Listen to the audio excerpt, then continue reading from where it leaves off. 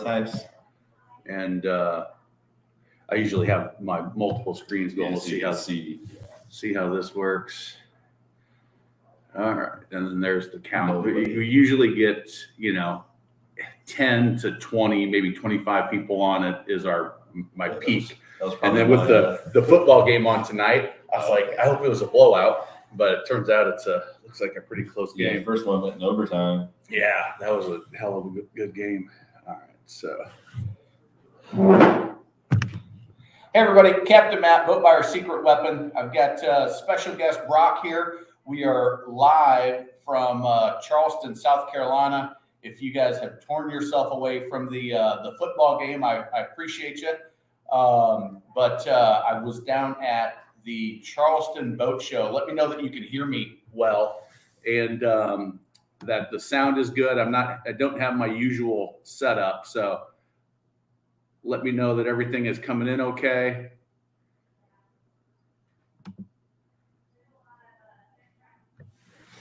And I'll tell you a little bit about the show. Brock was at the show on Friday. He just told me he's I don't know if anybody that you know is watching this. He told me he was working hard all day, and then he made it to the show. Mike, good to see you. So I got a chance to spend a little bit of time yesterday and some time all day today. I walked in, was one of the first ones in the show and probably the last one to leave. They were packing up signs and boats and getting ready to put everything on the road. But it was a great show. Hey, Mark Phillips, good to see you. Hopefully you got my long, detailed comments on your 300 Merc. I don't know if you've had a conversation with the dealer yet, but hopefully you get that sorted out. So Brock, tell them what were some of the cool things that you saw from the show. So I walked around. I ordered a 2022 Sportsman 247 earlier last year. Oh, okay. I thought you ordered another one. No. And I just wanted to go check it out because I actually didn't even get to see it in person. I seen a customer's boat that was a 2021 when I ordered it, but there were no 22s anywhere on anybody's dealer's lots down here. So we went and checked out all the Sportsmans at Hinkle and then walked outside. My buddy Chad Walton's out here with the Decade. So we were out there looking. He's also a Seacat dealer. So checking out his Seacat and all his custom flooring stuff he does. But there's definitely some cool stuff out there. All those new 600 Mercs, man, they're pretty cool with that pod drive. Those things are huge, aren't they? And they're gigantic. Yeah.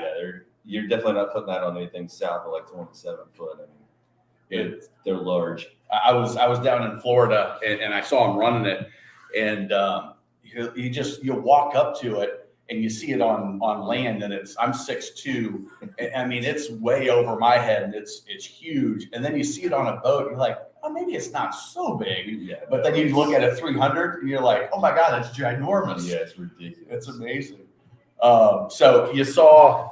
What do you think about the cats? Have you ever run one of those? I've never personally been in one, but I've got some buddies that run them out here in Charleston, and they seem to love them. Especially, I mean, usually out here in the harbor, you hardly ever get those 2 foot and less days. It's usually a good 2.5 to 4 foot chop almost all the time. So from what I understand, they handle chop a lot better. And a lot of the guys are running Seakeepers in them, so it's not even. I mean, it's literally one of the driest rides and probably one of the smoothest rides out there.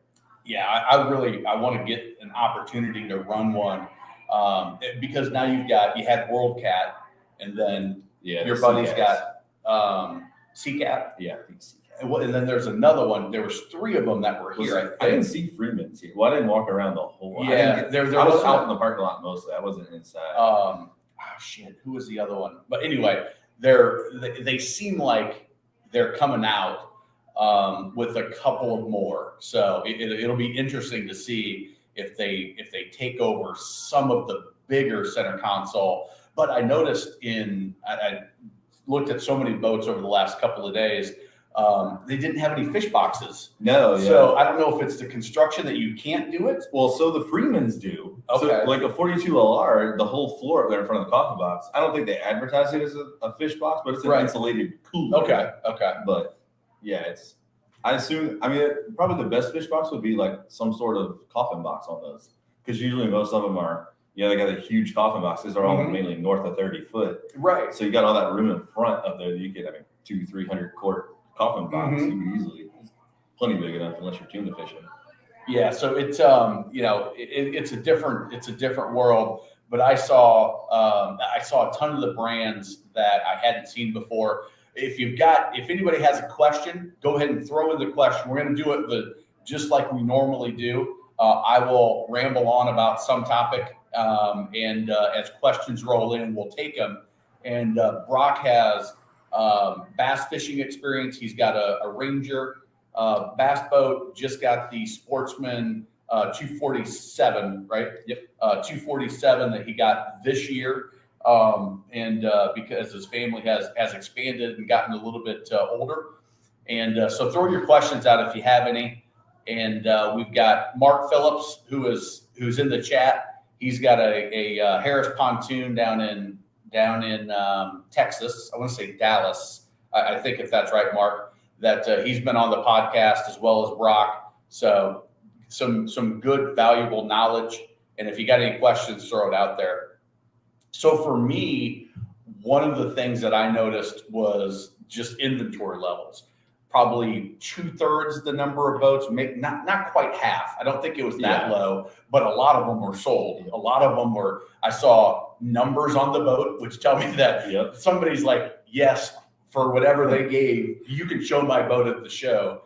And that was different. I've never seen that since I've been going to shows since I was 5 years old. Percentage of pre-sold. So Hux, I would say I walked through Key West, the Key West dealer. I don't know who that was, but they had sold stickers on. They had 10 boats inside. I would bet 6 or 7 of them had sold stickers on.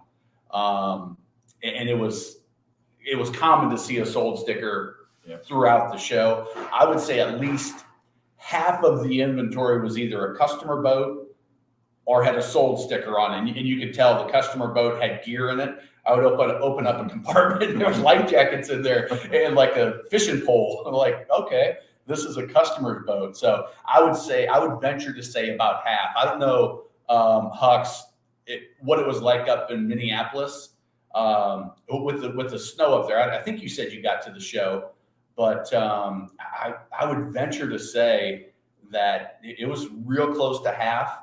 I talked to, who was it? The C Pro dealer, Coast to Coast, I think. And they said they sold 12 this year and they sold 19 last year. And there was only a couple hours left in the show when I talked to them. It could have been a function of they just didn't have the boats. 85% were sold by day one, Huck says, he's up in Minnesota.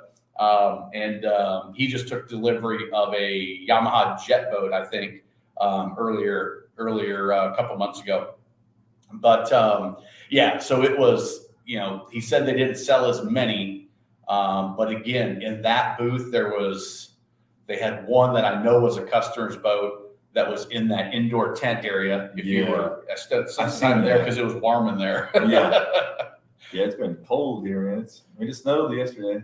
Yeah, Brock was saying that they got snow. Now, Hux, I know you said that I don't know what cold is. I was up I did my little video for the thing. He's in Minnesota where they got 7 feet of snow and it's 20 below. Let's see. Dealer said they replaced all 8 spark plugs on the Merc. They said they were misfired too. So Mark has a 2021 Harris Grand Mariner, I think, with a 300 Mercury 4-stroke, and he took it in, and they had fouled spark plugs on 2, 3, 4, 5, and 6. And I gave him a couple of comments on. I don't even know what video it was, Mark, that you had that message on, but just a lot of idling can happen, or something didn't seat right, and there's something getting in those cylinders causing that problem, or there's a few other things that it could be. So hopefully they can get that worked out for you. But in the C Pro booth, again, they had sold stickers on. They had their pontoons.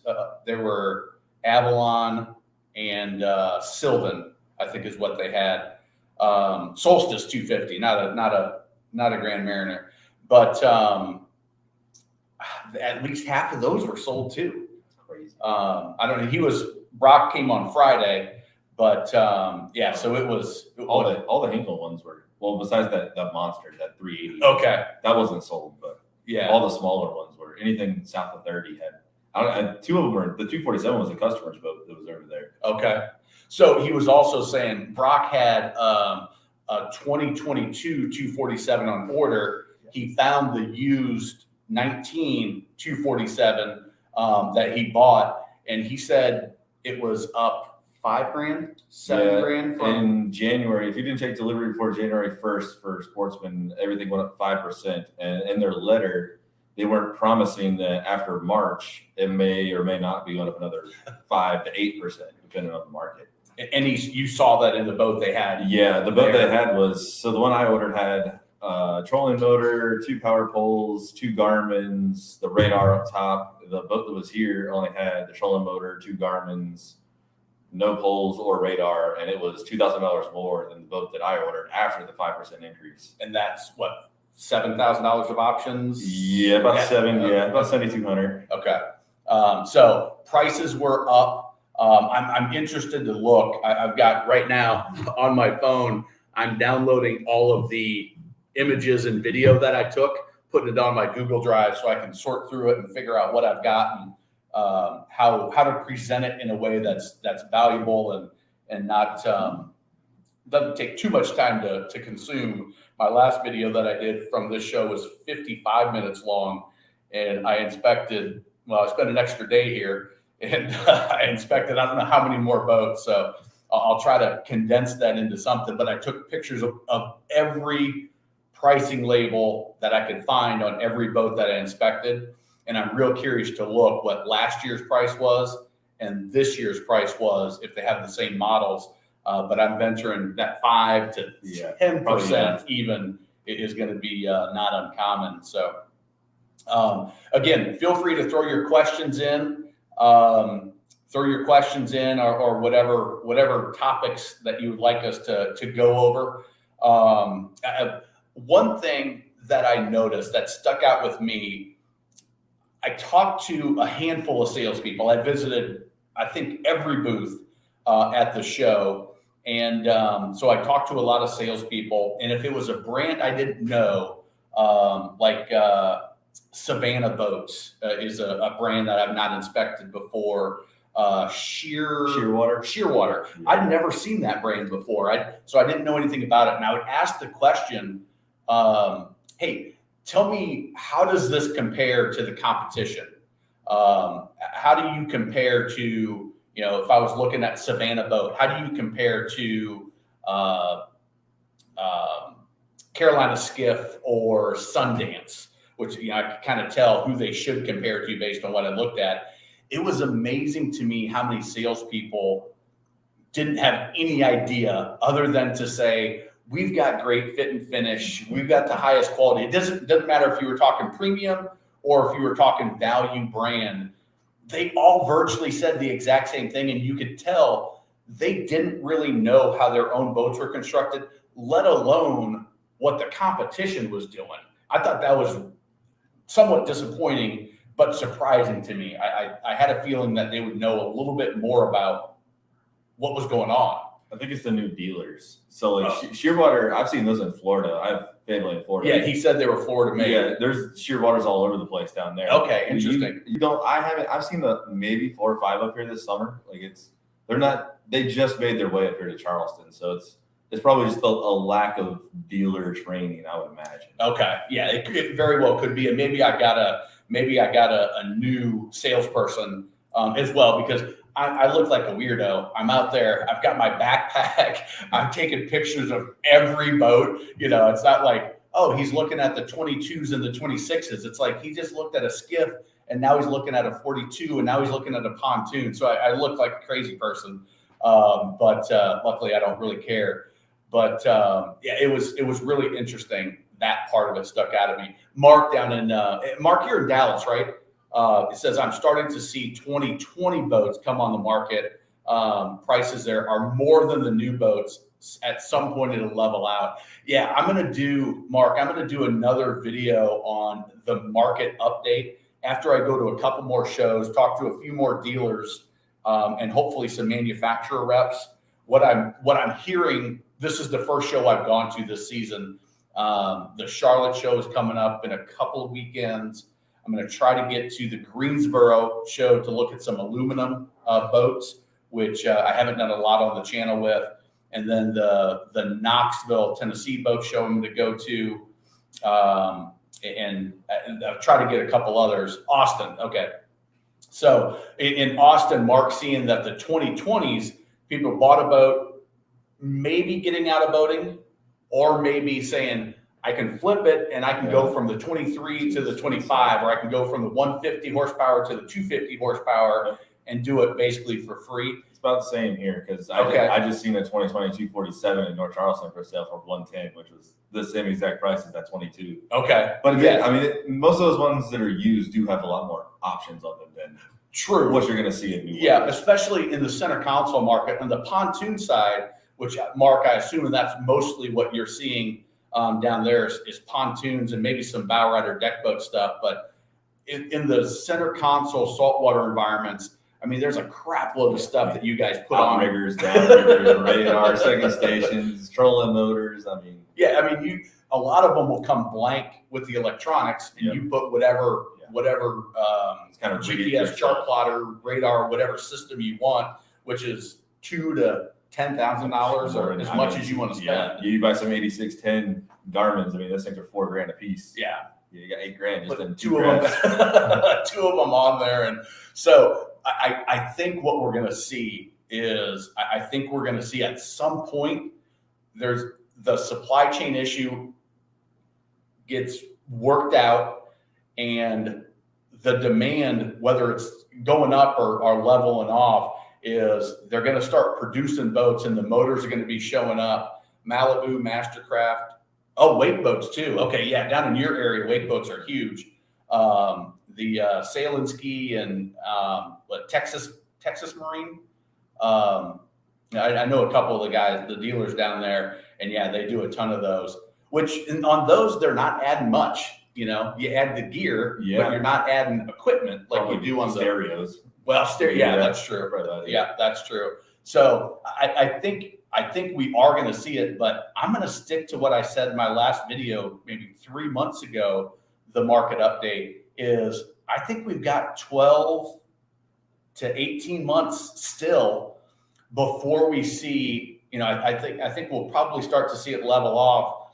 But again, inflation, presidential election cycle, who knows what craziness is going to happen there this go around.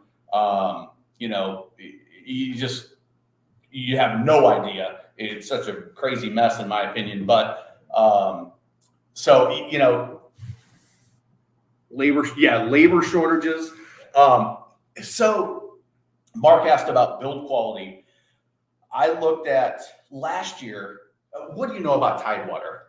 Did you inspect them at all or consider them? So I've rode on their old LTS line. I don't know what it's called now. I rode on like a 2014. It was like a 24-foot LTS. And to me, they're kind of that entry level boat. Like all the undersides of the lids of the boat I was on, which is raw painted glass. Yeah. All the wiring in that boat was, I probably could have did a better job wiring that boat myself than those guys at the factory. It looked like spaghetti behind the curtain. They just had wires running everywhere. The reason I ask is I looked at them last year, and it's really the first kind of deep dive. I've seen Tidewaters, but I've never inspected one. Looking at that kind of stuff. What's the wiring look like? What's it look like when you look up and under stuff? No, they ride fine. Like the ride quality is, it doesn't ride any better than my Sportsman, I don't think. But it's just the fit and finish of the boat is, lacking. You can tell it's not one of the mid or the higher tier boats. Yeah, and so when I inspected them last year, I looked and you could clearly see spots in the fiberglass where they didn't wax the mold properly, and you could tell there was a blemish where it didn't pop out. There were cushions that were mounted that were cockeyed. These are multiple boats. I was like, okay, it can happen once because they're all handmade and, you know, somebody's hung over or whatever. But you could clearly tell that this batch of boats didn't have the craftsmanship, didn't have the level of workmanship that, you know, and even as a value boat that you'd still like, come on, make your stuff level. You should have a template to put your things on. You know, when you're drilling holes, you should have a template. Everything's exactly the same. And I noticed that. I didn't notice it as much this year of just those little stupid things that, so hopefully the labor force is getting trained a little bit better. But it's still an issue. Quality labor, quality craftsmen, it's just, they're hard to come by. And, you know, the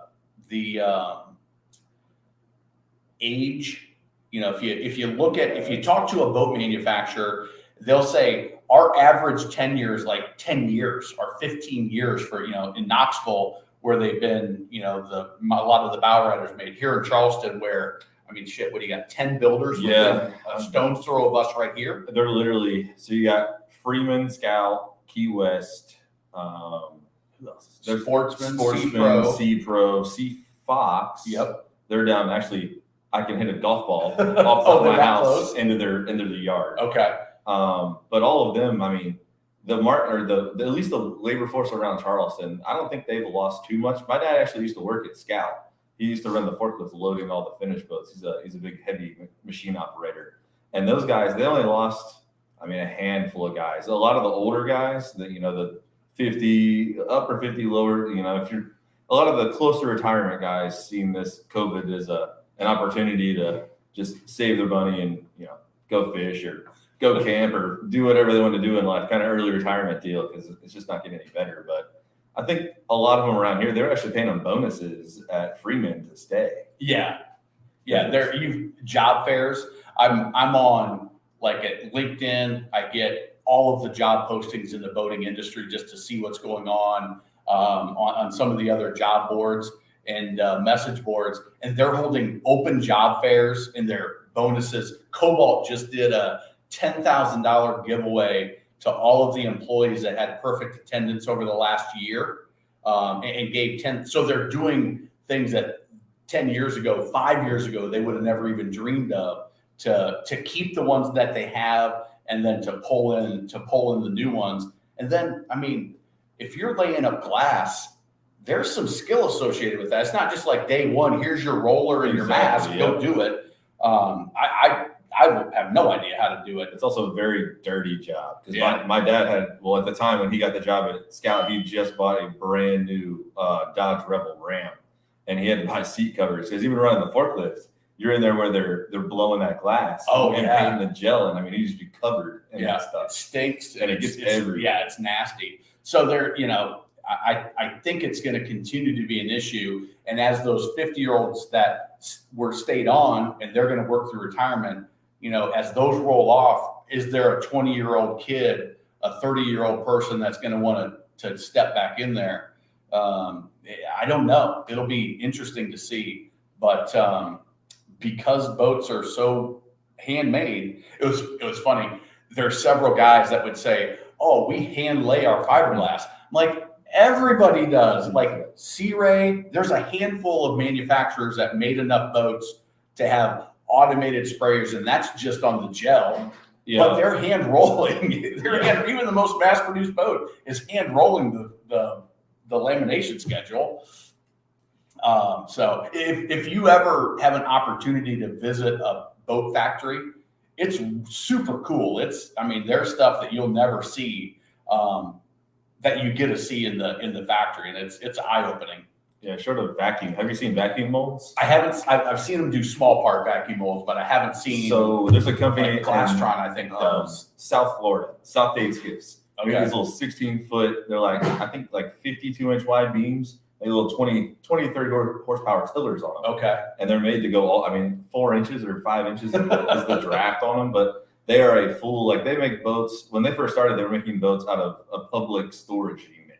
Like, those guys were literally building them out of a $80 a month 10 by 20 storage unit, and it's all, they vacuum the entire mold. They lay it, and this huge Mylar bag, and Yeah. then they put that vacuum on there, and it sucks it right down. And Yeah.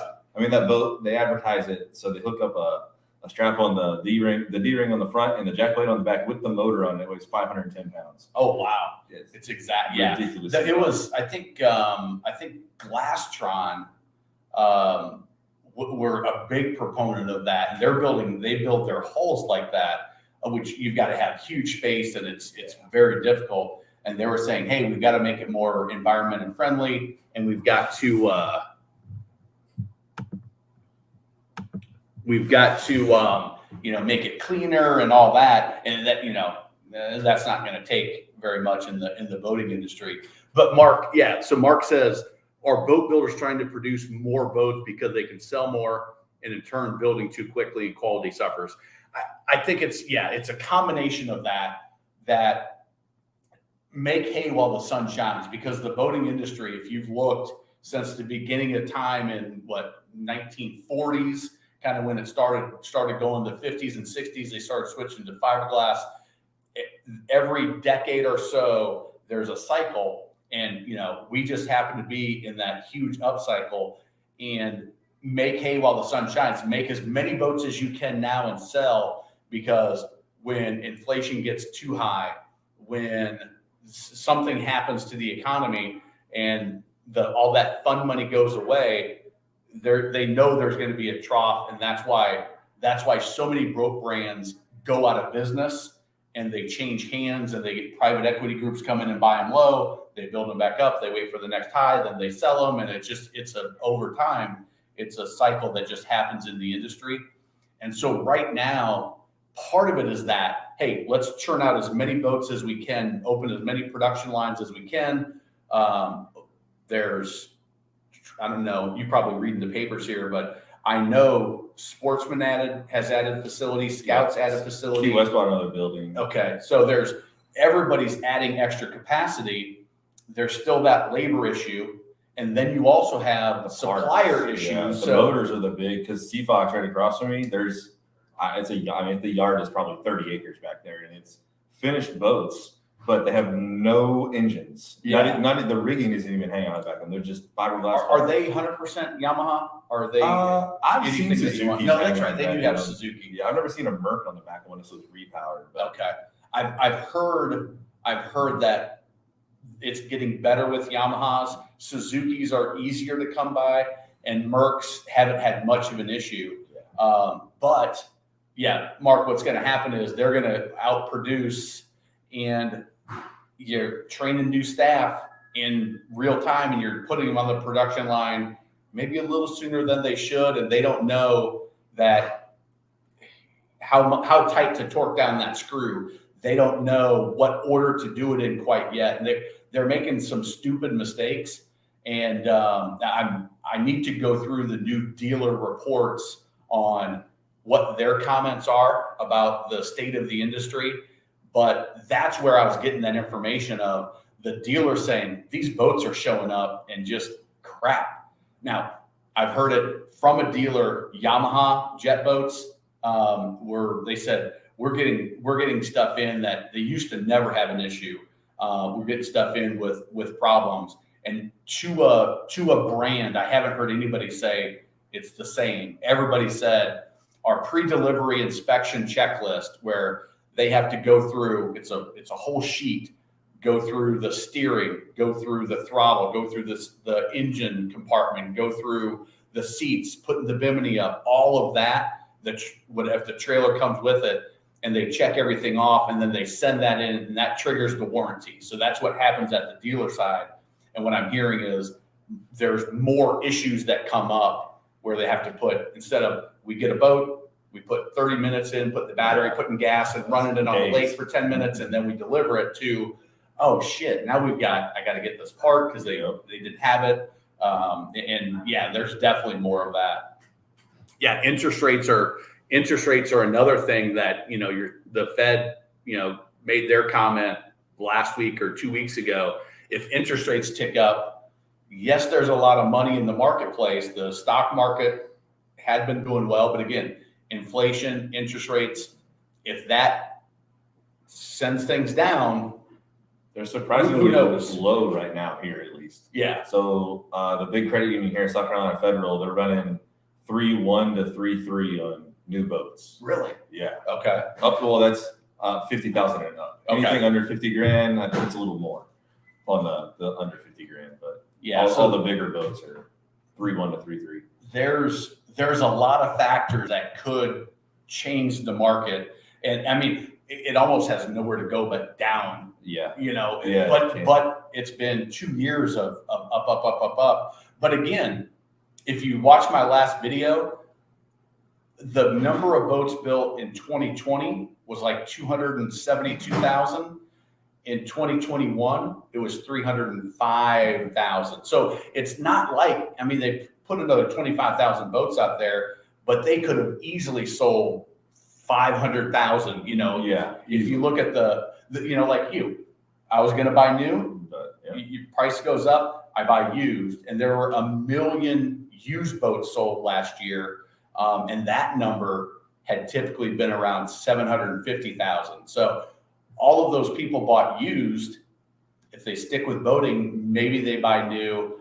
But this year, I don't know. I don't know if they can produce 350,000 boats. When do they count it?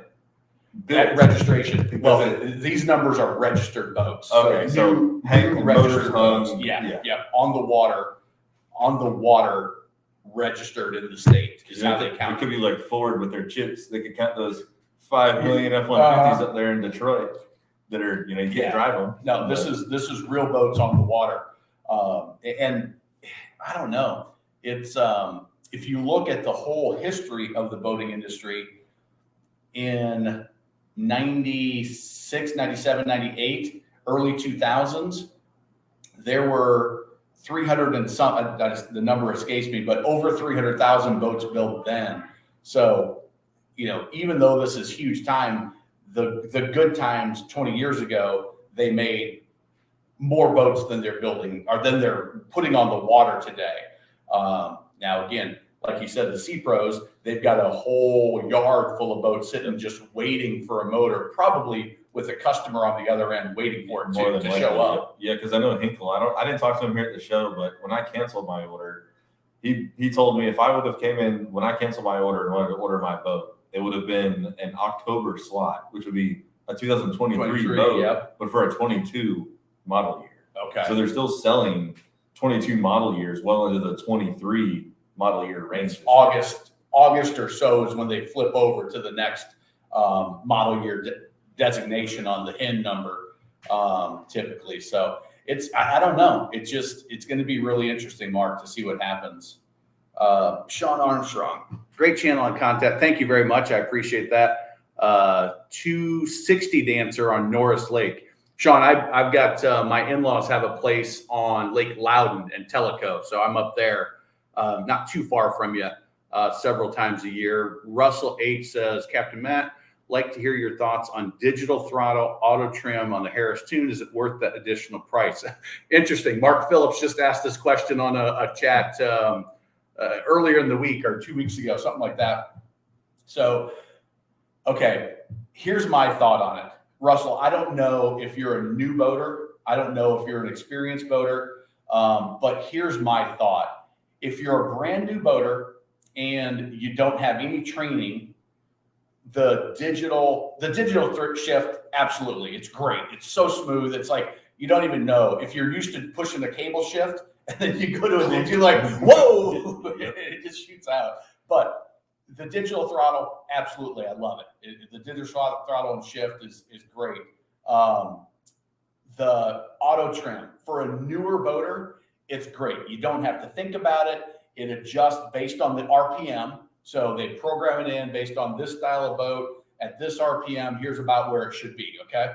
Now, for me, Brock's been running boats since he was a kid.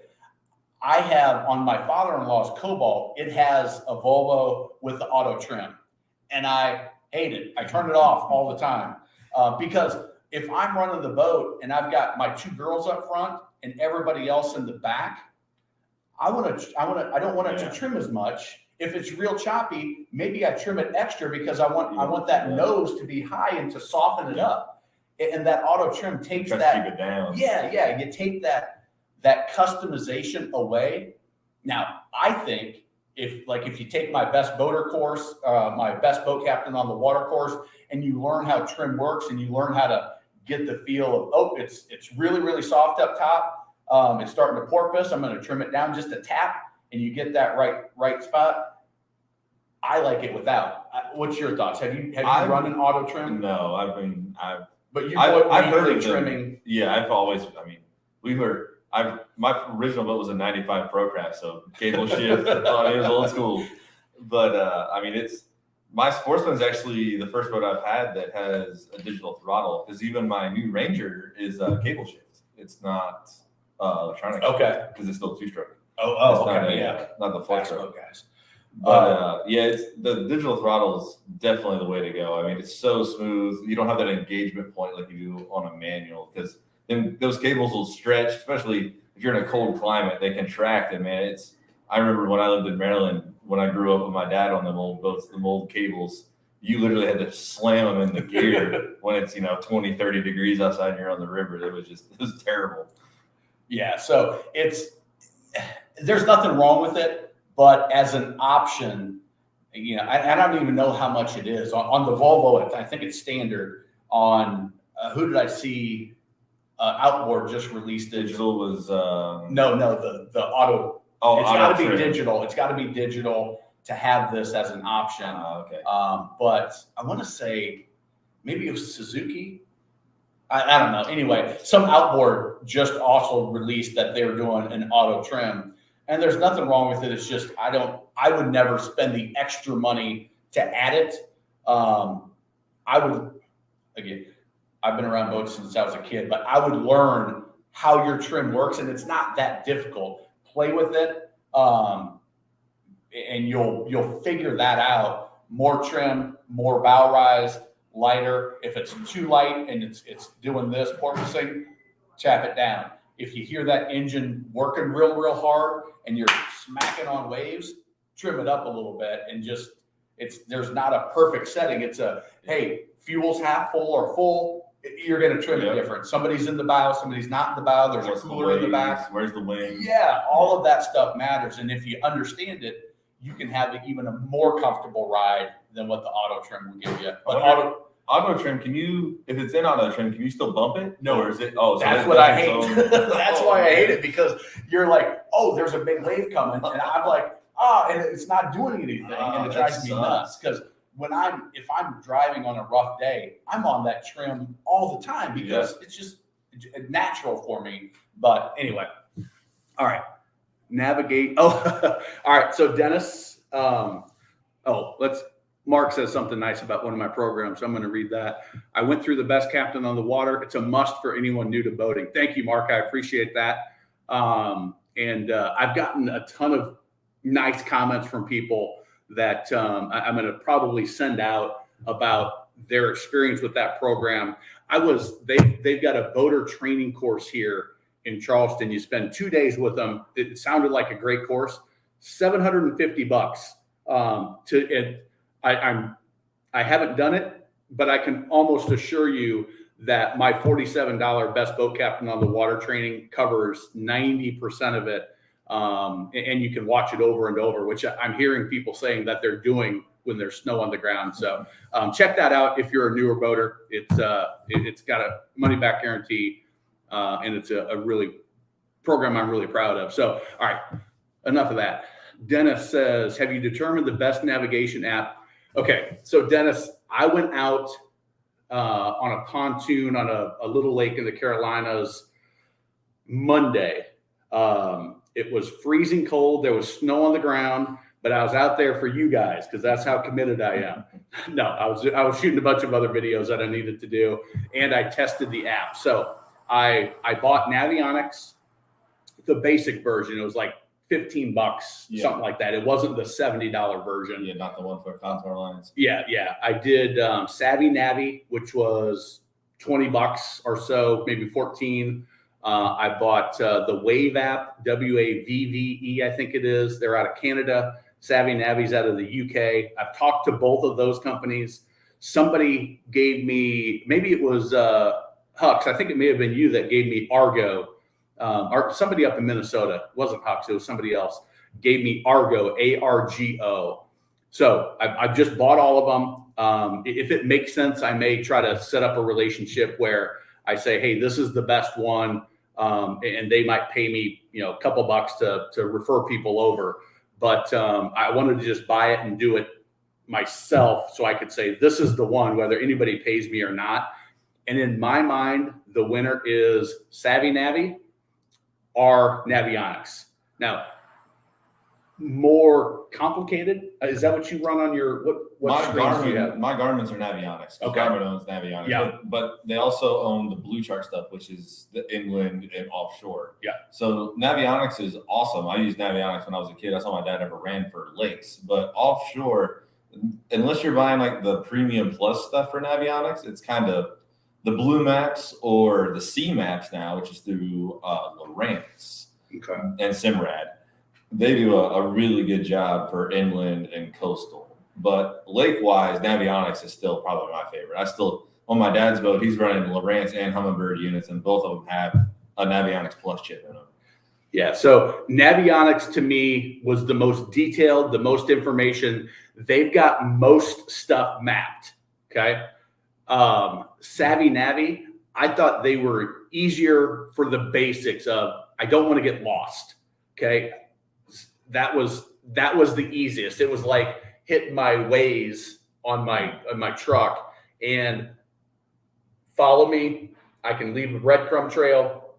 Now, what they don't have is this table's a little shaky. Sorry about that if you're getting dizzy. What they don't have is many of the inland lakes mapped. Navionics has a 50-year head start on them or whatever it is. And they've set boats out and they've done contours of all the lakes. When I talked to the Savvy Navi guy, he said, we're in conversations with people to get access to that data.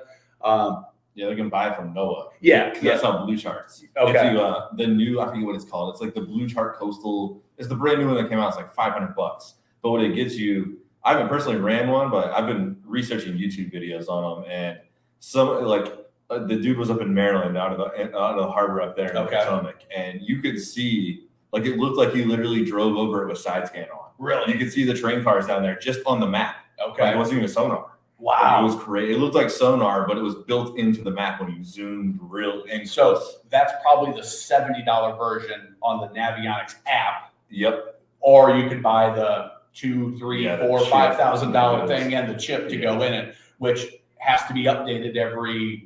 At least 2 to 3 years. Yeah, I mean, it's depending on offshore. It depends on where you're running. Yeah. Yeah. If you're, here in the Carolinas, the sand is shifting and the channels are shifting all the time.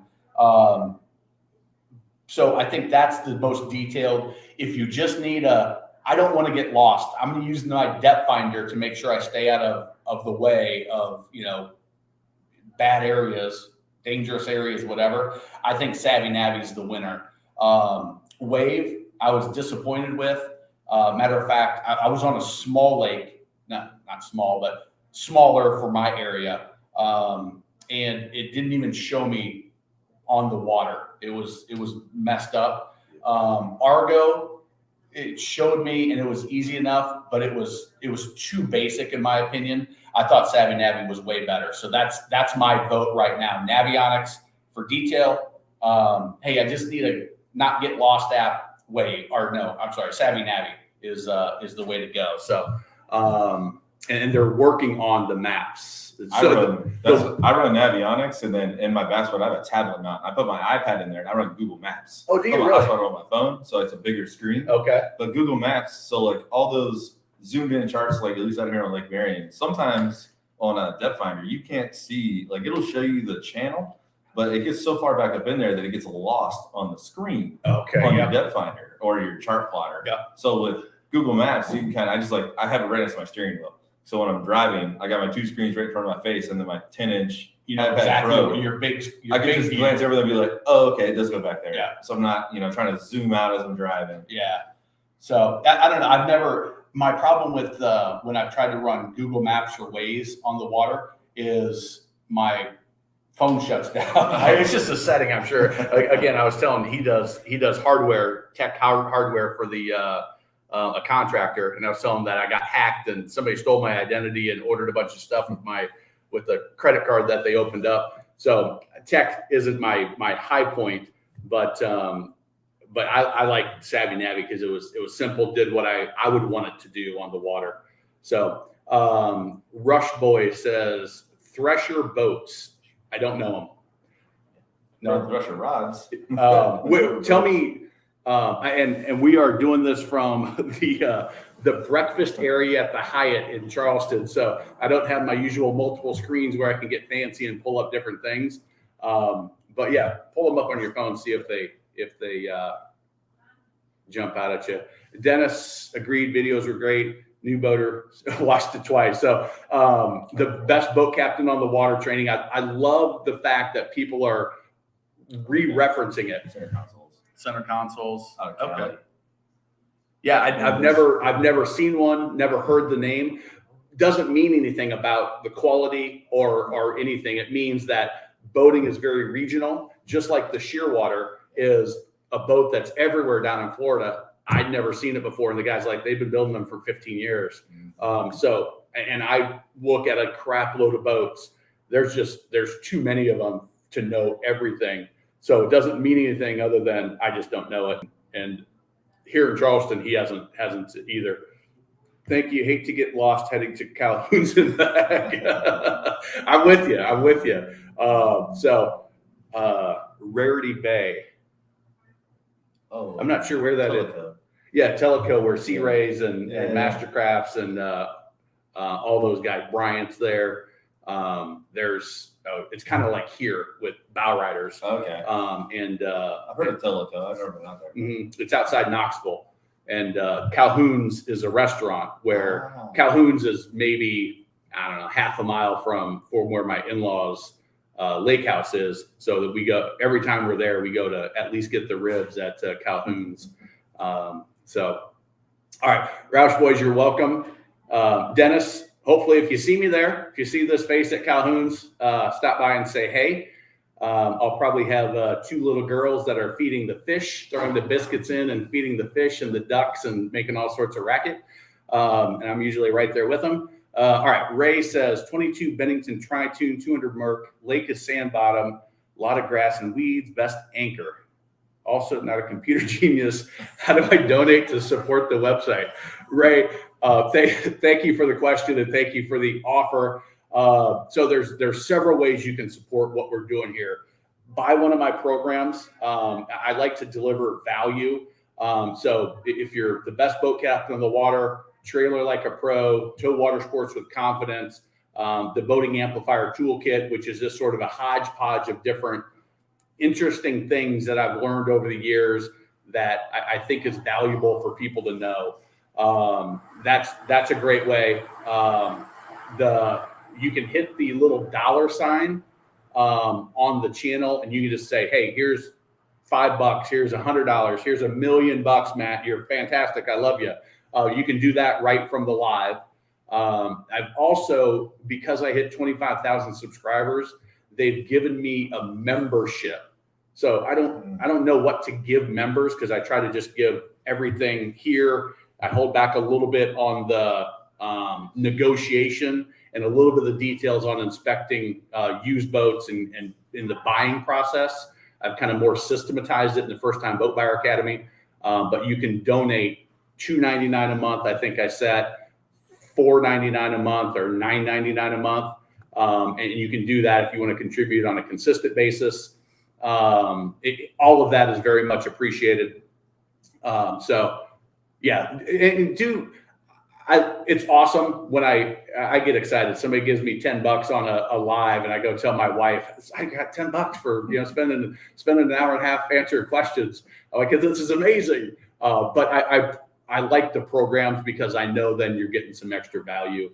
But I definitely appreciate it. So let me answer your question. Sand bottom with grass. I have always been a Danforth guy.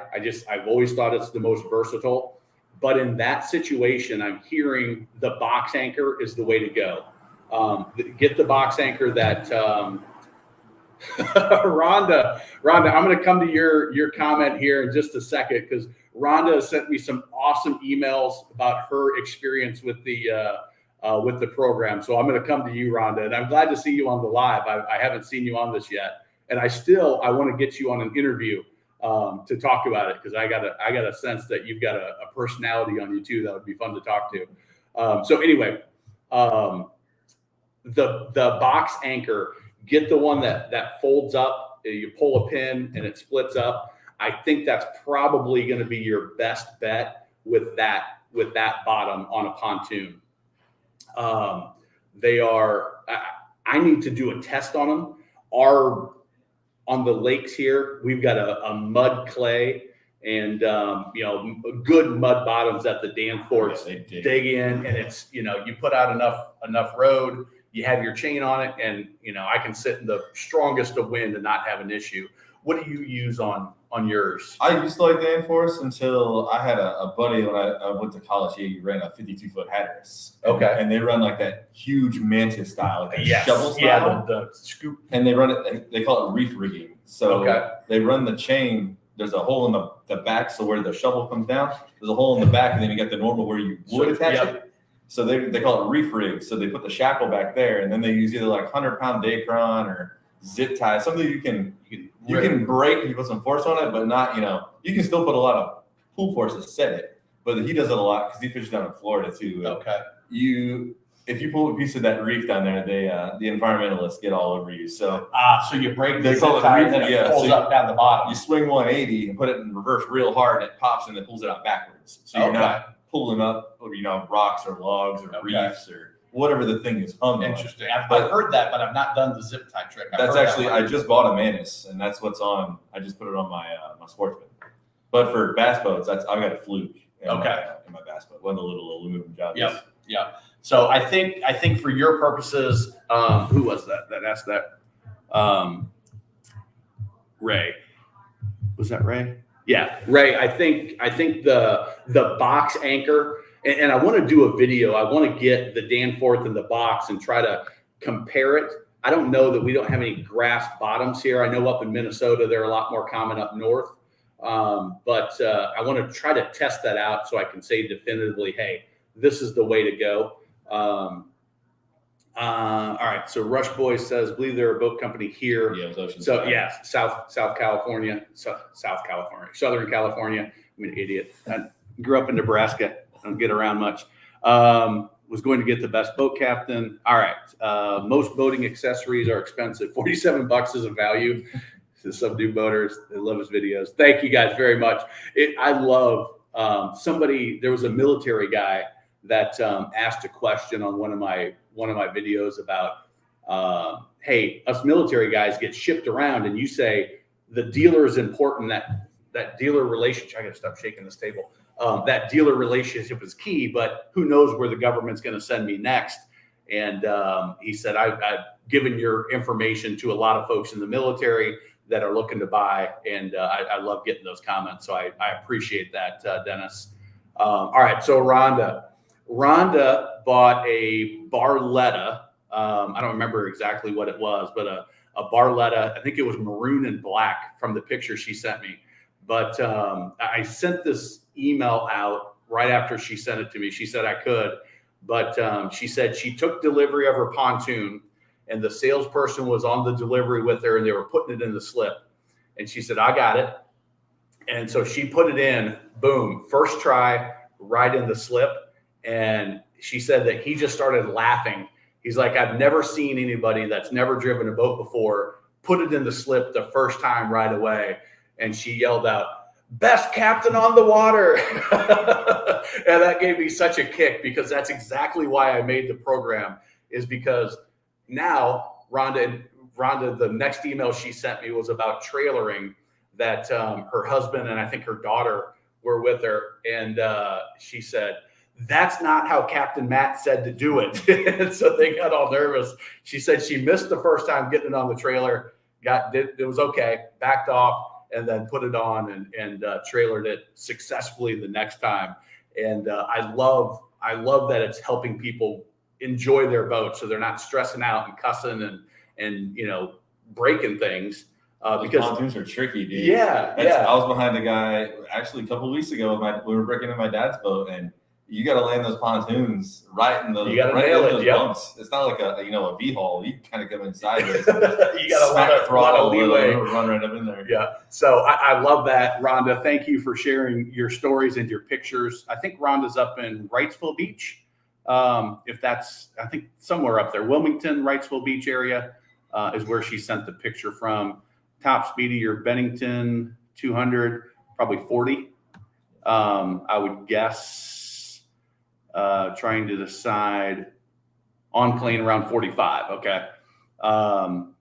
Will you be going to Knoxville? Yes, Dennis, I will be if everything works out well. I coach my daughter's basketball team. It doesn't look like we're going to make the playoffs. So my coaching skills, they're suspect. We had fun. They're getting better, but I don't think we're going to make the playoffs. So I think we'll try to make the Knoxville Boat Show. I'm also going to the PBR in Knoxville whenever that's there. For those of you that don't know, that's the Professional Bull Riding Series, which is amazing. If you've not been, it's a blast. Have you been? No. Oh my God, I've heard such a fun time. I love rodeos and I love that kind of stuff, country music. And the PBRs, I've gone to the national finals in Vegas. I've gone to the national finals rodeo in Vegas as well. And they're both cool, but the PBR show is amazing. Even if you don't, as long as you're not a PETA person, you'll really enjoy it. So I will be there for that. I don't know what the weekends are, but I'll be there for both. Get the 200. Dane, I like the way these think.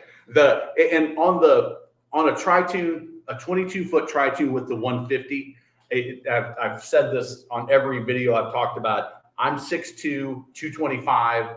I can slalom ski behind my parents' 22 tri-tune South Bay with the 150 with 4 or 5 people on, 2 of them being my girls.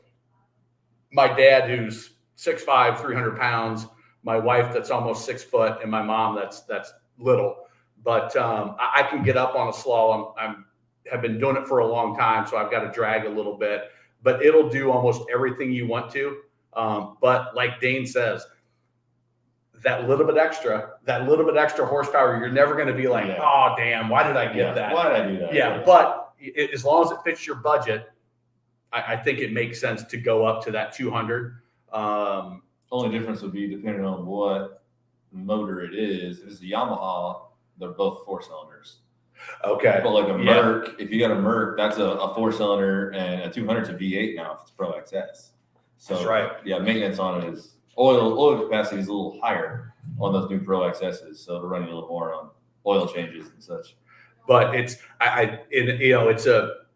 overused a lot of always get the bigger horsepower, but it really is true. As long as it's fitting in your budget and it's not pushing you over, I think you're always gonna be happier with that little bit extra horsepower. But again, the 150 on a tri-tune will do it in most cases. Now, with the exception of if it's the decked out version, you've got any fiberglass structure like on the Harris Crown or the Bennington Q series. That's extra weight that now you're not going to get that high 30s, maybe low 40s performance. Whereas I don't remember what, let's see, what did he have? I think it's 200. Yeah, 200. Okay, so he didn't say. I don't know if Ray's Bennington is the SX model or if it's the Q or the R. That kind of gives me an idea of the weight and the other stuff that's on it. Does it have the big heavy swing back lounge or does it have the what's set up? But yeah, if he's getting 45 on plane with that 200, you're going to get assuming an SX, you'll get 40 at least, if not maybe 42. All right. Yeah, you never regret more horsepower. Horsepower is essential to handling and fun. Myrtle. Okay, Rhonda's in Myrtle Beach. I was thinking Wilmington, but Myrtle, South Carolina, Myrtle Beach.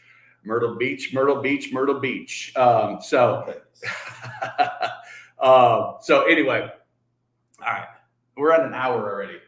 Is this fun or what? Oh yeah. It starts off slow, and I tell my wife every night I come in and get the girls to bed, and then I come in and I'm just like, it's so much fun. It goes by so quick, and when the questions start rolling in, people are commenting. I don't know. I find this to be really fun. How accurate are the fuel gauges? I have the LSSD. I'm not sure what the LSSD is. You know what that is? Mm-hmm. So fuel gauges are reasonably accurate if the boat is sitting still and level. If it's bebopping around, I wouldn't trust it. Don't. And I did a 2-minute video on this on my father-in-law's Cobalt. 35% sitting floating level. Got up on plane, just running 25 miles an hour. It climbed up to 53%. So if I'm cruising, having a good time, and it was at, up on plane, it's running and it's at 25%, guess what? I'm running out of gas. So make sure you measure it sitting flat, level, and, not bobbing too much. And they're reasonably accurate. For me, because I'm a dumbass and I've run out of gas many, many times as a young kid and had to get towed in. One time with the boat full of friends and a girl I was trying to impress, and I ran out of water, or ran out of gas in the middle of the Lake of the Ozarks, in a busy channel where 2 channels meet, and you learn, just fill it up. Don't go more than, I don't know, you going offshore, it's even more. But for me, if it's 25 or 50%, I just fill it up. If I'm going out, I fill it up. I'm a big proponent of Mercury's got their vessel view, and then Yamaha, you got the J 1983 part, I think is what it is. But those, at least on my Mercury, I haven't tested it yet on my center console, but on my Mercury, it'll tell you, no matter where you are on the throttle, it tells you, 2.3 gallons a minute, 2.3 gallons an hour. You can change the settings on it. I found it to be very accurate, even on my boat and my dad's boat. He's running a Merc too. And it comes down to, it's within, I would say at least a gallon.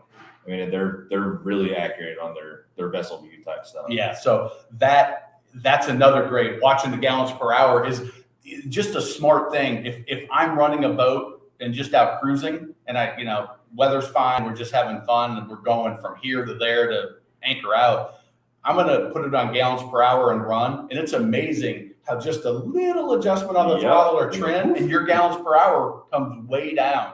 So I like that as well. Or a little more throttle. So when you're sometimes, trolling, like that trolling range, man, it's sucking gas.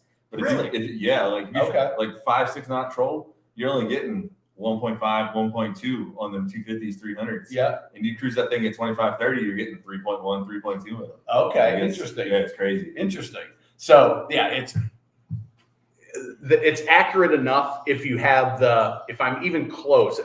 I run my truck to empty. Like if I'm filling it up, I want to put $75 worth of gas in it. I don't want to stop and put $20 in here and $50 in there. I want to, if I'm going to fill it up, I want to make it count. Drives my wife crazy. On the boat though, I'm going to run to the marina and I'm going to fill up before we head out. Just because I like to have it full when I'm out running, and that's on an inland lake. If I don't know where you do your boat, Ray. You were talking pontoon, so you're probably inland. But it's just, and also depending on where you boat, gas stations close. The fuel docks on the water on Tellico and Loudon, 7 o'clock maybe. All around here 30 minutes before sunset. Okay. Yeah. So you also don't want to get in the spot where you're like, oh crap, I need gas. They're closed. Now I got to get home or back to the ramp, whatever. And you're struggling. So, all right.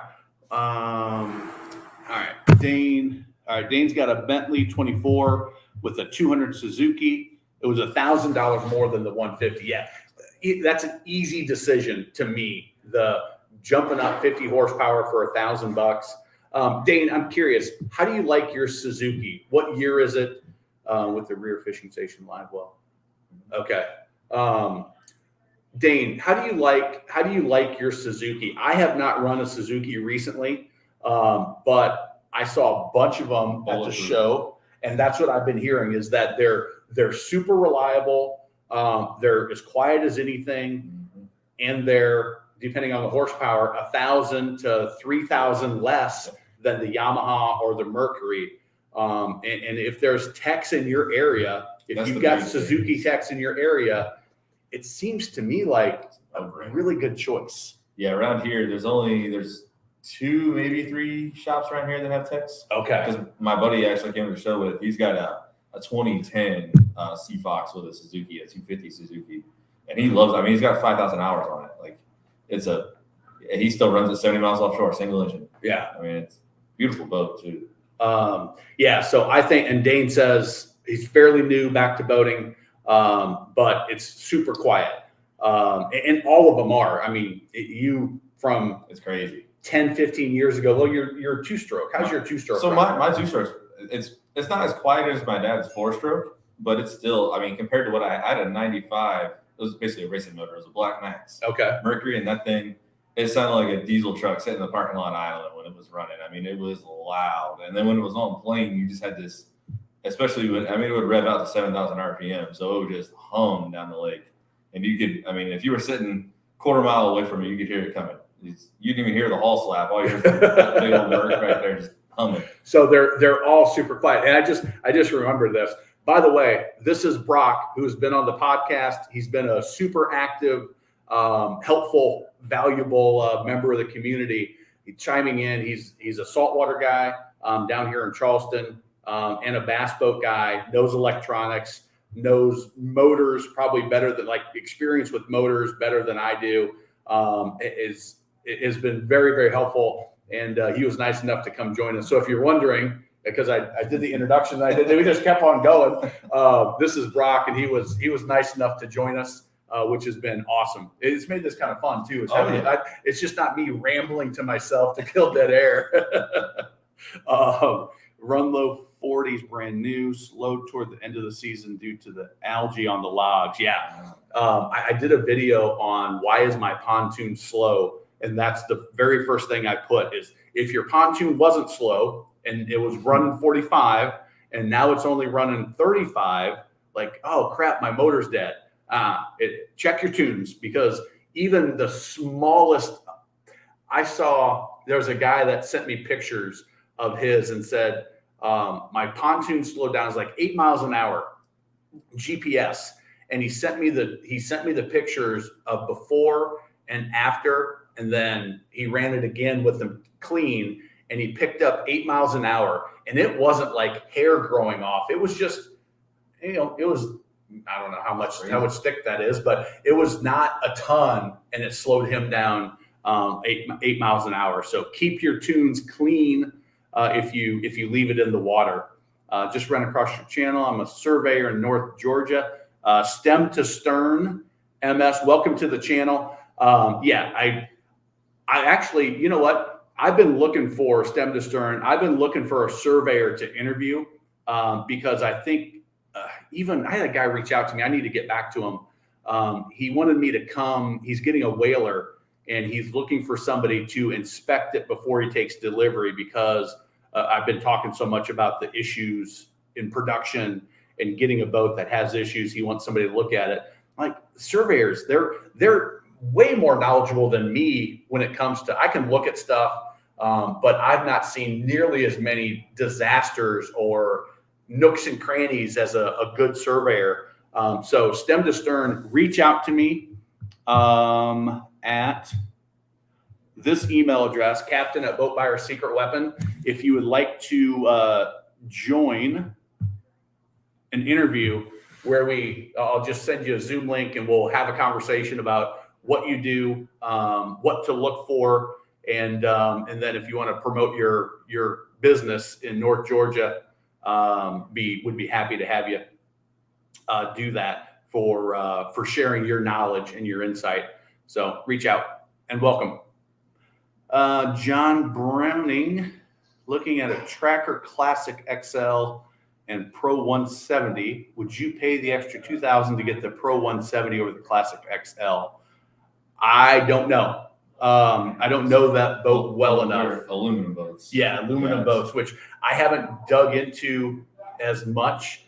Perfect stem to stern. That I'll look for your email tomorrow. I've got a busy day. I'm heading back to Charlotte. I'm getting on the water to do some videos and meeting up with the tech and doing some stuff. So I might not get back to you till Wednesday, but send me that note and we'll get together. John, I would need to do a little bit more research to tell you. I think the XL is a 16-foot boat, if I'm not mistaken. Okay.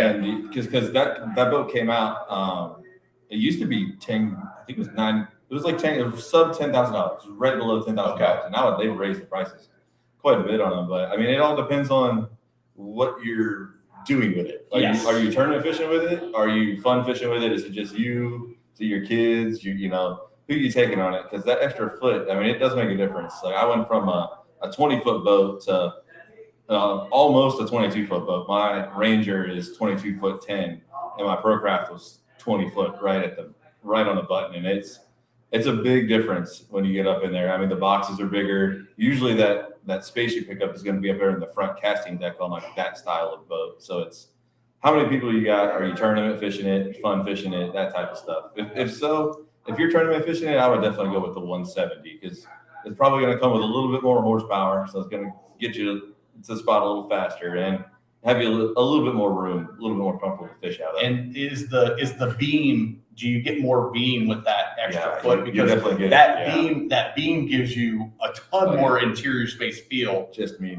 for it. So, which if it's just you, maybe it's not that big. Yeah. What kind of water are you fishing on Tuesday afternoon, or are you out Saturday at 2:00 on a rough, windy, choppy lake? Are you in a narrow river, or you're on wide open Lake Moultrie out here? Yep. So and that's why I always tell people there's no such thing as a bad boat or the perfect boat. I get this question all the time. I'm looking at this boat and this boat, which is the right one? And you did it just the same as like, I've got questions to ask before I can even answer, even on a simple one where it's like, very comparable boats. So, Dane, thanks for joining us. I appreciate it. John, so let me do a little bit more. And I'm going to the Greensboro, North Carolina boat show.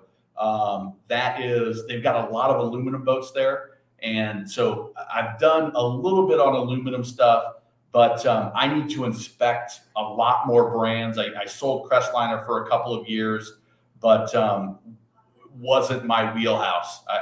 I sold way more pontoons and bow riders, deck boats, and even center consoles in Inland Lake than I did those aluminum Crestliners. So, all right, guys, it has been an hour and 15 minutes. I have got to pee really, really bad. So if any other questions come in, I will answer them. Do you mind if I go pee and you run the show for a little bit? Yeah, sure. You got it? Okay, so you know how to do everything. I'll be back. Brock, if you got anything, he'll get you. Yeah, John. So I would just say, growing up, my dad had a 17-foot bass tracker, and I can't remember if it had a 60 or a 70 on it. And I mean, I enjoyed that boat. We just fun fish out of it. My dad didn't really tournament fish when I was real small. He stepped up to that Procraft that I eventually had ended up with. But I mean, if I could afford an aluminum boat down here, along with my other two boats, I would definitely have one. They're definitely fun to run, especially on like river system. That's one thing where I'm kind of scared to run my Ranger up the river down here on the Cooper. There's sandbars and all kinds of logs and everything else in the water. So it's a little sketchy if you don't know where you're going.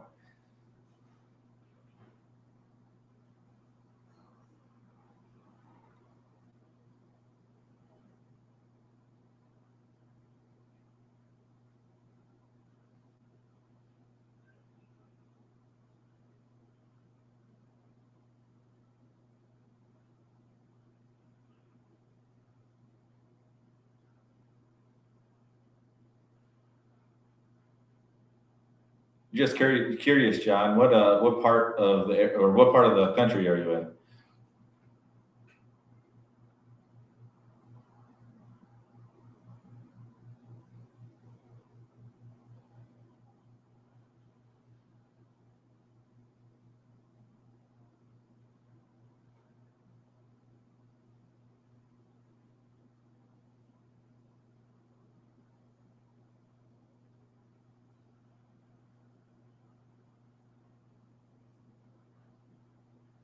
Okay. Kansas. Definitely haven't been out there.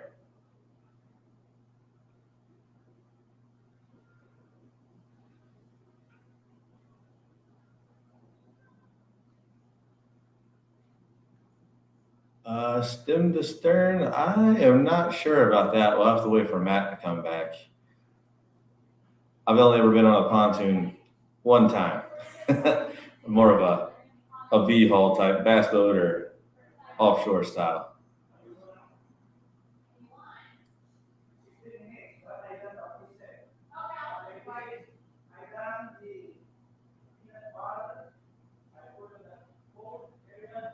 Yeah, outboards are, I mean, personally, I like outboards. They're a lot easier to maintain, and especially if you're in a part of the country where it's cold outside and you got to winterize it, they're a whole lot easier to winterize, a lot less maintenance.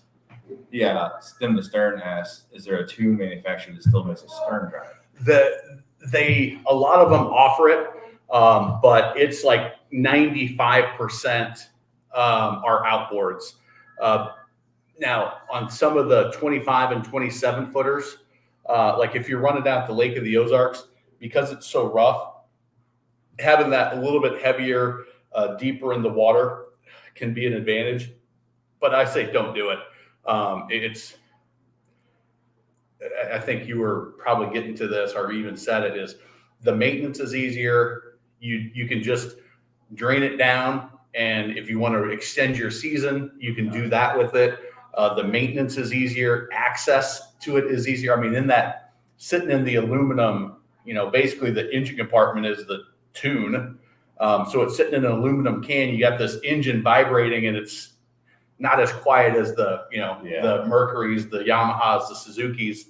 I'm a fan, but a lot of them still offer it as an option. You just don't see them very often because it only makes sense in a few situations. All right. Sun Tracker. Did you get Ethan? No. All right. So I'm going to tune manufacturer, Wichita. Okay. So that was John. We were looking at a 2022 Sun Tracker Bass Buggy. Ethan, somebody made a comment about an 18-foot pontoon. I don't know if it was you or not, but okay. So it's just like anything. It depends. They're a value boat, so there's going to be little ticky-tacky things that break on it. It's just that's what's going to happen. The upholstery is, the seams are going to come apart easier than if you looked at like a Bennington. But if you take care of it good, it's going to be fine. There's a ton of people that love their Sun Trackers. Just know it's more of a value brand. My biggest concern is the 18-foot. Where are you going to be running the boat, and what's the water conditions look like, and who's all with you? Because 18 is just short enough that if you're on a rough, choppy lake, here's what happens. You've got the wave crests that are like this, okay? And I still haven't figured out a good way to describe this. We'll do it like this, okay? So these are the crests of the waves. If you're right here and you aren't long enough to make it all the way to the third wave, you're going to tip on that pivot point, and you're going to nose into that third wave, and you're going to get water over the bow. If you're a 20-footer to 22, you're typically long enough to make it over all three waves. So then the fourth wave is you always are on three waves at a time, versus that 18. If you're on a big, busy lake, it can be problematic. If you want to put 8 people on the boat, it doesn't have as much buoyancy because you're shorter. So there's a few questions that I would need to go. But if you're on a quieter lake, or you're going to boat during the week when it's not as busy, and you're only going to go out with 4 or 6 people, then it can be great. It can be perfect. If it fits your budget, it can be perfect. But those are the things that I think about when people say 16 or 18-foot pontoon. I always make sure they understand on a rough, choppy lake, it's going to be, you're either going to have to go really, really slow and just idle everywhere. Now, keep all your weight in the back. Can you ride the chop on a pontoon? Yeah. Oh, yeah. So like when we had tournaments on the Great Lakes, wearing a 20-foot bass boat up on the Great Lakes. I mean, you really certain days are fine. You can fly down through there, but most days you're 20, 30 mile an hour and you're staying on the wave crest, and you wait till one kind of comes together. You got to be just smart hop on top about of it. You just give it a little throttle, hop to the next one, and just ride. Yeah. So I don't know if you do the same thing on a tune with the beam. What I say is the rougher the water you're going, the longer the tune I want. So if you're really rough, I want a 23 or 25 footer because I'm gonna ride it bow high. Yep. It also depends on your weight distribution, because on a pontoon, you've got those two benches up front and everybody wants to be up front. The wind in your hair, I can see. I don't want to be sitting in the back. And so now you got 3/4 of your weight up front. You've got a little 60 on the back that's not adding much weight, and the driver. And now you're riding bow low and you're digging into the wakes. And now you add 3 and you're submarining. Your stuff. Yeah. And that's why front gates get busted out on rentals all the time. It's because everybody's sitting up front. They're usually shorter boats. And those are the things that I think about, Ethan. Stern. If you look at the number of stern drives sold, I looked at this for a video the other day. In 1990 something, 75,000 stern drives were sold. Last year, 10,000 or 11,000. And that's all segments, stern drives to stern drives over 20-year period. And cruisers have started using outboards. Pontoons have exploded in popularity, taking stern drives off what used to be a bow rider or a deck boat. Deck boats and bow riders are going outboards.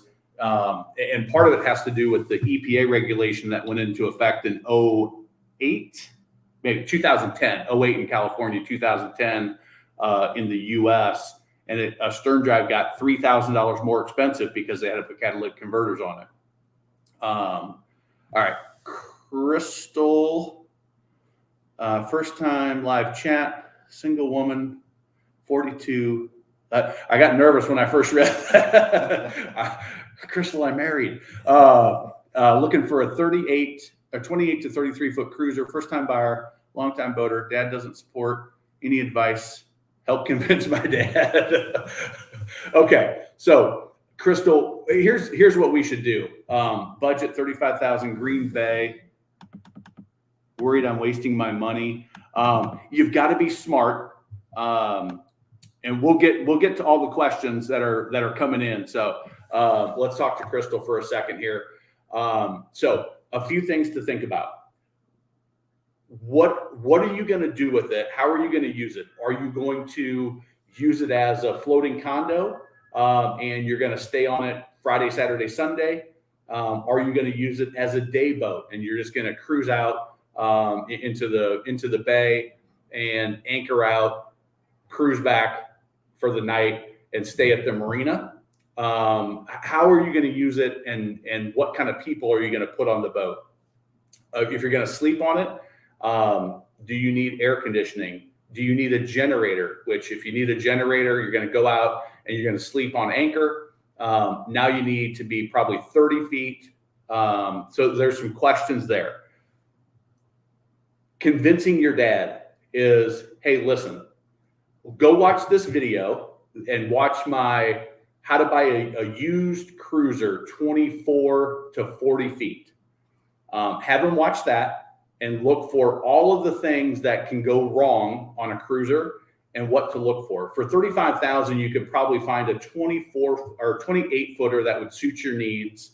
That's going to be, I don't know, 20 years old.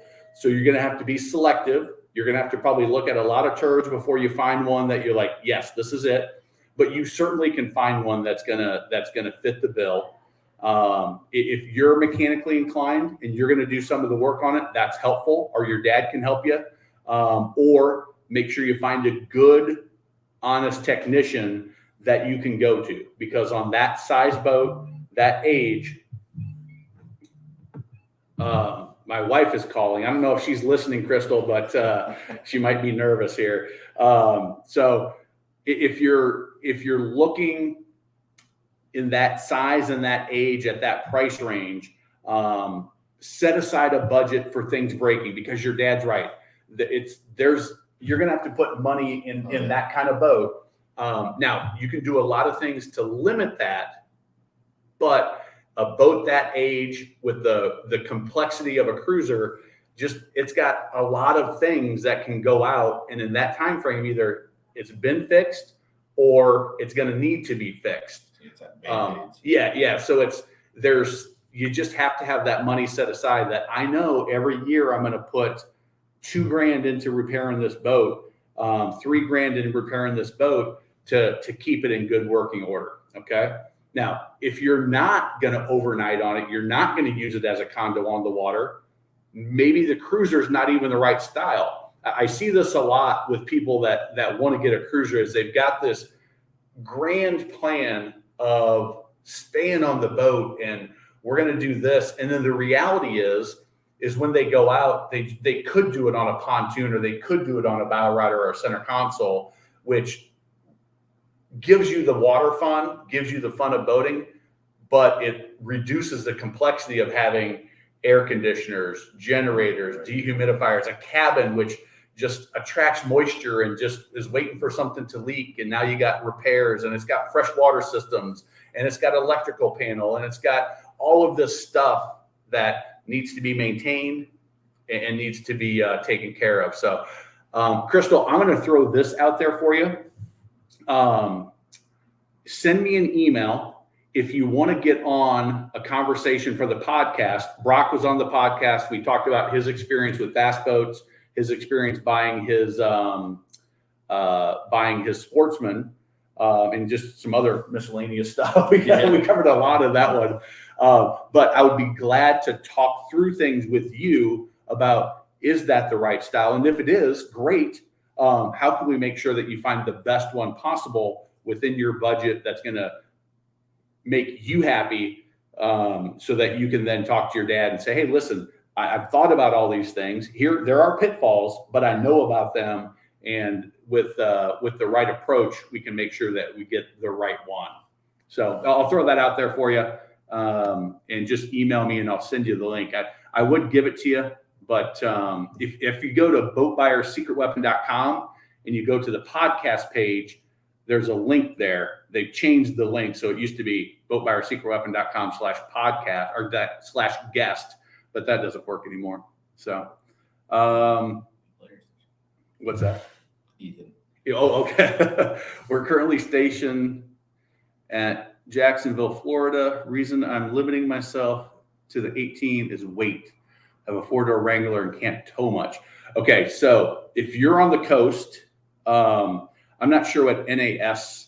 I think that's Naval Air Station. Naval Air Station, Jacksonville. Okay, yeah. Oh, you guys have the Blue Angels out there.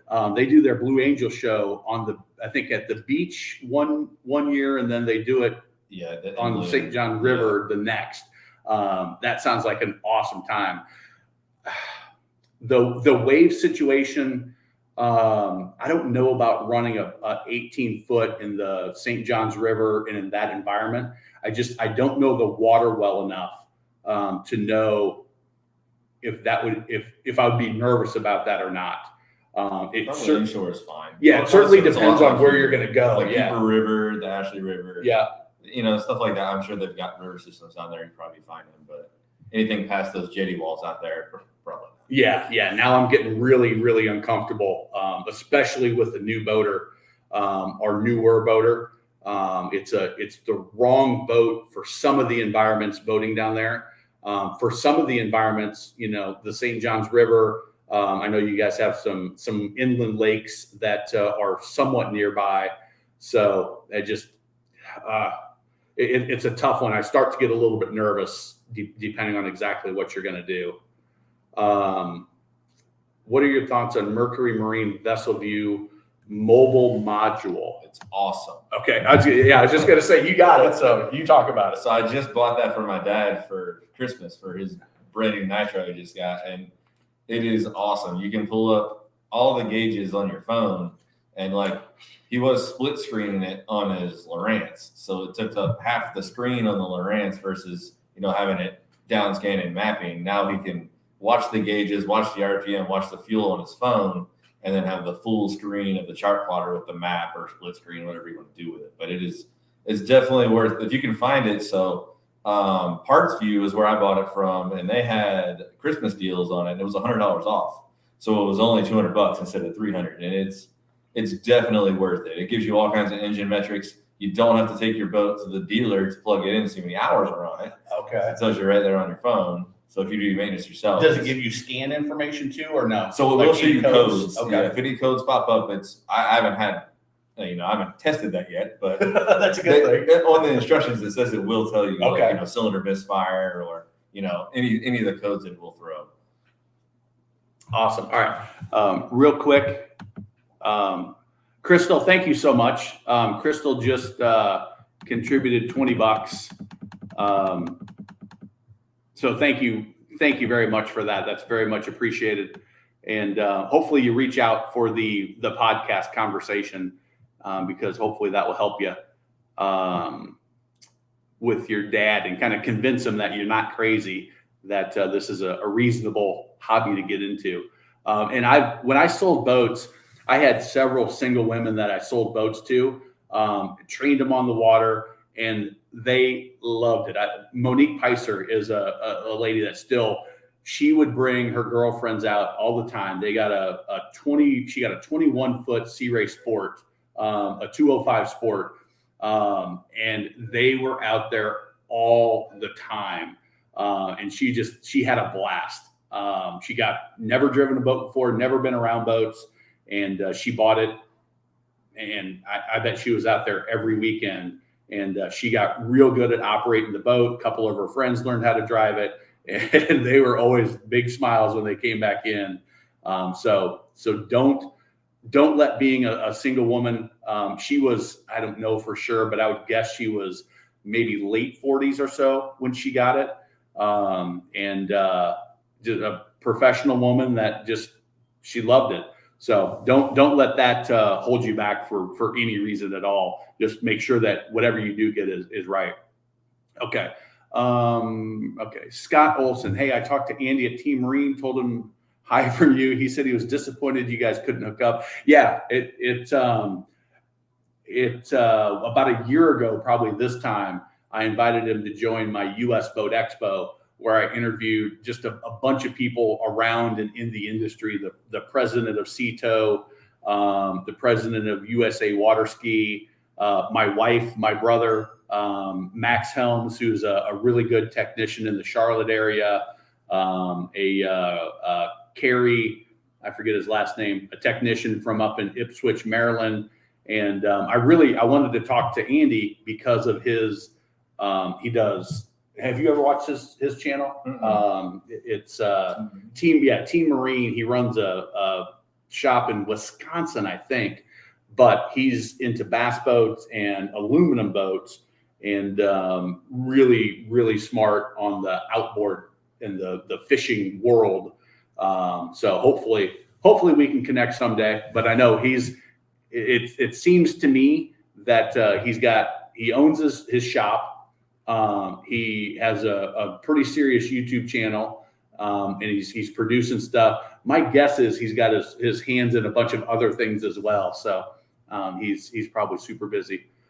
Ethan, you're welcome. Hopefully that's valuable. Oh, Ethan, go to some of the marinas around there where you see some pontoons, and go talk to those folks to see what their thoughts are on the length.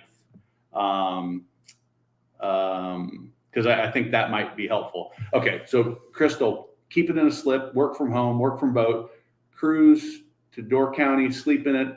All my fun old lady friends. He's worried because I'm a woman. Tell him that's ridiculous to be worried because you're a woman. My best boat captain on the water training will be valuable. But also, if you do go, even a 28, and I'm sure up in that area, you can find a captain train you on whatever boat you get, especially if it's a bigger cruiser. If you go past 28, 30, you might even be into twins. That would be money well spent to get trained on operating that. And you'll learn.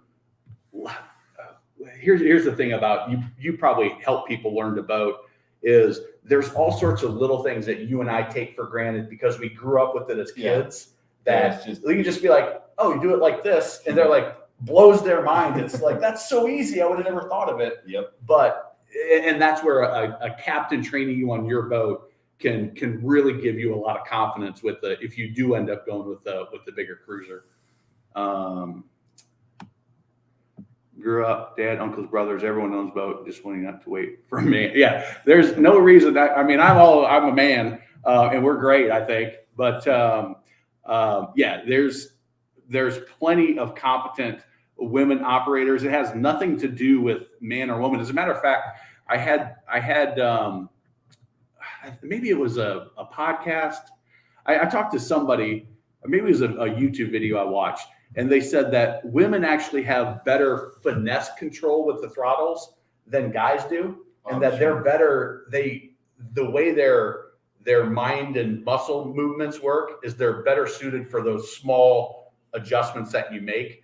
I don't know if that's true, but it seemed good. It could help with your dad. Women fighter jet pilots are better than men. Are they really? Well, yeah, because they stand more G's. They can stand more G's in a turn. Yeah. Okay, I didn't know that. There's YouTube videos of the Air Force women training, and they'll take at least 2 or 3 more G's than guys that are the all muscled up guys, 6'5", like 180, 190 pounds. Yeah. These little 150-pound women come in there and they blow those guys out of the water. That's funny. That's funny. All right. Oscar says, looking at a 26-foot Regal coming from a 19 Sea Ray, wanting a boat, Lake Michigan, 19 just doesn't suffice. How much better with a 26? Oh, it would be night and day, because not only are you adding 7 feet, but you're probably adding the 19 is probably 18 or 8-foot beam. You're at least going to 8.5. So you're adding 6-inch beam, which you're like, that's not very much. It's a world of difference in handling, and that length. It'll be night and day in handling chop. Plus, you got more power. Yeah. You're gonna be heavier, so you're gonna hit that chop more solid. You might have even a little bit more dead rise up in the bow, probably, yeah. because it's deeper. So I think you'll be much happier with the ride quality. Crystal was wondering about buying a pontoon or bow rider. I think it would work. Stay on all summer. Waste my money. Who knows? Shoot me an email. We'll talk about it. And again, thank you for the contribution. That is always appreciated. Checking out your website. There's such a need helping new boaters, especially on smaller boats. This is stem to stern. I realize I haven't been putting up these questions. I've just been reading them. Again, I'm not in my usual setup, and I appreciate that, stem to stern. I reach out. I look forward to talking to you as well. They just fixed a ton of boats. It's one of the things, La Crosse, Wisconsin. So that's Andy with Team Marine up in La Crosse, Wisconsin. It's one of the things I'm doing tomorrow. Not only am I going to go run a boat and do some videos, is I'm talking to Mike, who's a friend of Max, that was on the U.S. Boat Expo and gave a lot of great information from if you're buying a boat, what to look for in the motor, especially used. And I'm going to talk to Mike about joining me on some videos so we can get a little bit more of that mechanical side of things that I know enough to do some stuff, and the basics I can troubleshoot and whatever. But he's been a tech since he was 18, I think. So I'm going to see if he'll join me for some things. And but Andy's got a great channel. Aaron down at Born Again Boating, who's in the Keys, has a great channel.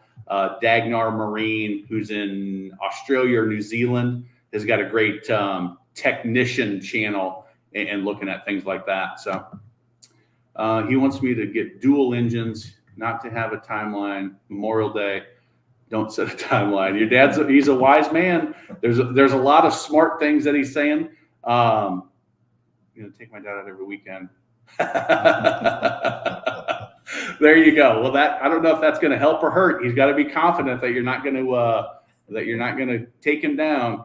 So I think with Crystal, with your mentality, with a conversation, steering in the right direction, and this is a well, I'll do another market update video because the market's something I want you to consider, and the lack of inventory that's out there is take your time. Don't rush in and buy something just because it's getting close to Memorial Day weekend. Take your time, make sure you buy the right thing so that you're on it for 10 Memorial Day weekends, even if you miss the one. So, all right. Appreciate the help. Love your videos. Truly helped me a ton. You're welcome, Oscar. Glad to do it. All right. So we are an hour and 40 minutes into this. So, all right, we're going to wrap. We're going to wrap it. I got to get up early and drive 3 hours so I can go do some more videos. Thank you guys. Crystal, thank you for the contribution. It is always appreciated. I don't remember who it was that was going to buy the program and asked about contributing. Oh, crap. But anyway, I want to thank Brock for joining me, and I hope you had fun. Oh yeah, man, This is what I do Sunday night, sitting in my home office and put the kids to bed, and I get to jump on and talk boats for a while. So thank you guys very much. If you are interested in, if you're a new boater and looking to buy a boat, the First Time Boat Buyer Academy is helpful. There is probably the most valuable part of that is it condenses it into a easy system to go through the process from what kind of boat should I buy, how to inspect it, and then the negotiation piece to make sure that you get the best price possible, and then the best pontoon captain and the best boat captain on the water for $47. If you're a newer boater, just get it. It's going to be awesome. And if it's not, if you're like, this sucks, I'll give you a refund. I don't care why you ask for a refund on any of my stuff. I will. Somebody said, this First Time Boat Buyer Academy, it's all the same stuff in your videos. And I looked and they didn't even watch anything. And I'm like, there's extra stuff in there because the videos, I have to cater to the YouTube algorithm a little bit. And, but anyway, ask for a refund, you get it. I don't care. But that's a program that I think all new boaters should have. So thank you guys very much. And thank you, Crystal. Thank you, Brock. I appreciate it. Yeah, man. This has been a lot of fun. We'll see you guys next week.